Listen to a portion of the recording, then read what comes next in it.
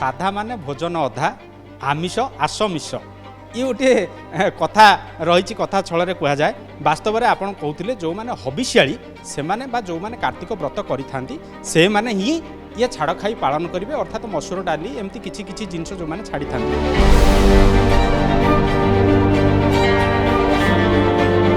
छाड़ खाई कार्तिक पूर्णमीर परदिन केमिति सरीब पंचुक आ मु आमिष द्रव्य भक्षण करी सते जमिति ये जो कार्तिक व्रत को करिथिबा व्रतधारी माने से दिनटी को अनै बसचंती आमे भी जानिचु ये छाड़ खाई दिन आमिष बजार रे हाउजाउ भिड़ सते जमिति जुआर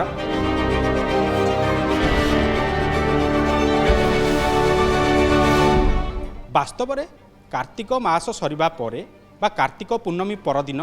ये छाड़ खाई दिन आमिष भक्षण करने उचित ना नाई आम सहित बाबा दिवाकर दास महोदय अच्छा कार्यक्रम को आपको स्वागत बाबा आपंठ आम जाना चाहबू वास्तव में ये जो छाड़ खाई जो शब्द ये कार्तिक मास शेष ये छाड़ खाईर अर्थ कौन आ जो लोक मैंने आमिष आदि भक्षण करने उत्कंठार अच्छा वास्तव में से करवा उचित ना नाई। जय जगन्नाथ जीव हत्या ठार महापाप संसार भितर ना तेणु जेहेतु आम मास जाक गोटे धर्मर मास पालन करके रही था आ कार्तिक सरू सरू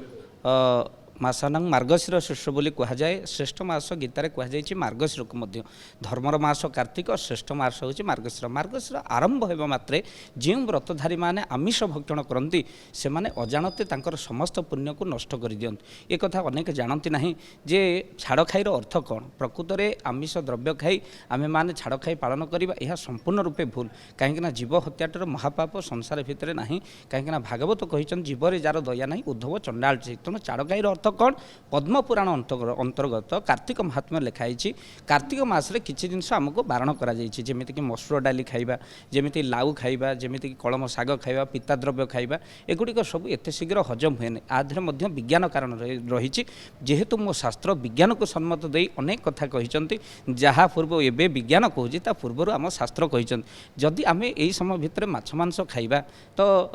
माछर प्रजनन करी कौन ना गर्भरे धारण करी अनेक शिशुपुत्र को जितेबाला आम माछ खाईदू विहन गुड़िक बुड़ी जाए से कार्तिक मास जेहेतु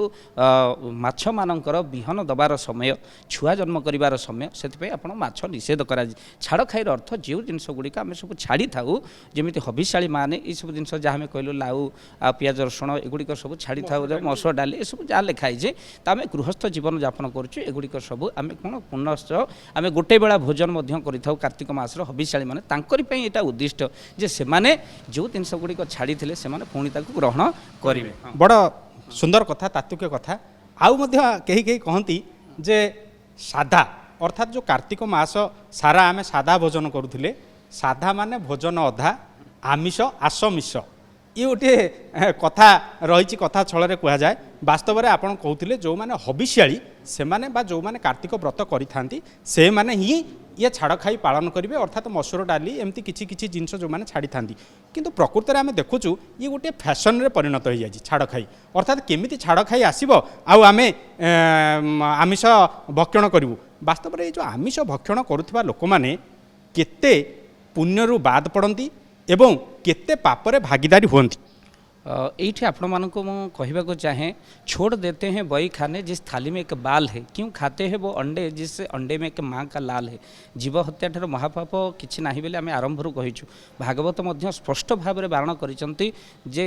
मांस भक्षण सुरापान ए नुहे मनुष्य भोजन मांस भक्षण करवा सुरापान करवा मद्यपान करवा एगुड़ी सब मनुष्यर भोजन नुहे मनुष्यर स्मृति षष्ठी नष्ट कर दे था आउ आम आमिष को छाड़ी निरामिष भोजन करार आवश्यकता अच्छे देखु आम जो थाली रे आम खाद्य खाऊँ से थाली रे कौन सी जीवर भय चित्कार कहीं जन को मारे केते कष्ट होता आप गोटे केवल चमटिके हाथ उठी जाऊँगी आपको केते कष्ट हो तेणु मास जाक धर्म करी सकाळु मंगल आरती करी आम मास जाक निष्ठार दिं दर्शन करी शेषक या कले जे जीव हत्या आमिष पाखे भिड़ लगेदेले जमी मसरे गोटे दिन आम न खाइले आम संपूर्ण रूपे मृत्युवरण करदे तेणु आमिष न खाइले जमी आम जीव छाड़ी से भाया लगे जिते बड़े आप कौन माछ मांस दुकान भिड़ को से दिन परिलक्षित करते तेणु निश्चित भाव में आप ଆପଣ ଯାହା ପଚାରିଲେ ମାସ ଯାକର ଧର୍ମ ସେଦିନ ଛାଡ଼ ଖାଇରେ ଆମେ ଆମିଷ ଭକ୍ଷଣ କଲେ ଏହା ସମ୍ପୂର୍ଣ୍ଣ ରୂପେ ନଷ୍ଟ ହୋଇଯାଇଥାଏ। ତେଣୁ ଜୀବହତ୍ୟା ଆପଣ ଛାଡ଼ୁଛନ୍ତି, ଏଗୁଡ଼ିକ ସବୁ ଅଭ୍ୟାସରେ ପକାଇବାକୁ ପଡ଼ିବ ବୋଲି କାର୍ତ୍ତିକ ମାସ। ଏଗୁଡ଼ିକ ସବୁ ଅଭ୍ୟାସରେ ପକାଇବାକୁ ପଡ଼ିବ। କାହିଁକି ନା ଆମେ ଯେତେବେଳେ ଦେଖୁଛେ ये जो लोक मैंने आमिष भक्षण करुँच जो मैंने सादा भक्षण करुँच अनेक समय आम देखु जो चिकित्सक मैंने भी कहते हैं ना आप आमिष भक्षण करूँ आप आमिष भक्षण कले आप शरीर को शक्ति आसो वास्तव में कौन ये सादा जिनस गुड़िक जो गुड़िक रहा से कौन शक्ति आसबनी आम जाचे जे ये संसार में पुराण पढ़ीचे शास्त्र पढ़ीचे भगवान उपर विश्वास रखीचे जे प्रकृत में महावीर होती सबुठार शक्तिशाली ये संसार में जिते ठाकुर मैंने दिय देवता अच्छा समस्त होती महावीर शक्तिशाली सी तो निरामिषासी। अच्छा ये चिकित्सक मैंने आमको कहीं कहते जे आपण टी आमिष भोजन करूँ आपण शरीर को शक्ति आसो प्रकृत में आप समर्थन करती?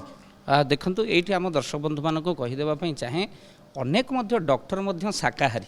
आउ मु एम्स दिल्ली एम्स जड़े डॉक्टर सहित मिसी आउ जो डॉक्टर होती श्री सुरेंद्र कुमार पाठी आउ जे कि घर हूँ ओडिशा मु दिल्ली गोटे कार्यक्रम को जाइली से दिल्ली में देखी मत बहुत खुशी है आउ सहित आलोचना ये जानिली से समस्त को आडभाइस करती जे मु आमिष खाए ना आमिष बदल अनेक प्रोटीन जिनस रही जहाँकि आमर पनीपरिबारे भल मंद जिनस आमर जहाँ रही आम डाली जातीय खाद्य मुझे समस्त को प्रेस्क्राइब करे डॉक्टर होकर से करती जे कहती जे ये जिनस केबे खातुनि तेणु विज्ञान को दुहाई दे जे चूना माछ खाइले शक्ति बढ़िबो से माछ मांस खाइले शक्ति बढ़िबो यह परिवेश केते जे अधर्म आम करूँ ता नुहे आम अनेक गोटे डाक्तर जन कही से मत फोन कर पचार कहले छेली गोड़ खाइले जे गोड़ आपणकर आंठुरे ऑयल जो कमी जाऊँ छेली गोड़ खाइबा दरकार ये तुम गोड़े शक्ति हम बोली तुम आउ गोटे गोड़ कहीं खाऊच जदि तुम गोड़ खाई तुम गोड़े शक्ति आने चाहूच तुम निज पिला झुआ गोड़ खाऊन आउ जदि स्त्री गोड़ हो स्वामी गोड़ हाणी खाऊ गोटे निरीह जीव को हत्या करी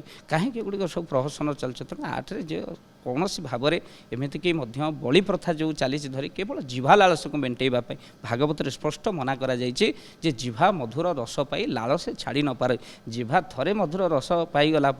लालस आपको छाड़ी पारे ना तेणु केटे सुंदर कथा छाड़ खाई